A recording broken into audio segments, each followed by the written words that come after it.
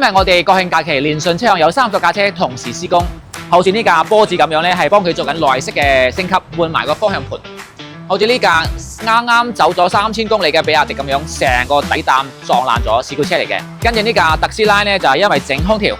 OK， 呢架大霸王琴日啱到嘅，準備全車改色，之後再做內籠升級。呢一架騰勢準備商務改裝，改萬把開嘅輪鈴、內飾，全車前後升級。寶馬常規保養，換機油啦、差速器油啦、尾牙油啦。兩架全車翻新，呢架係噴咗幻彩綠珍珠嘅，今日準備交車。呢架 Benz 亦都係做全車翻新嘅，噴咗個原裝飾，而家準備洗車、打蠟、拋光，準備交車。呢一度咧就係我哋連順車行嘅噴漆打磨區啦。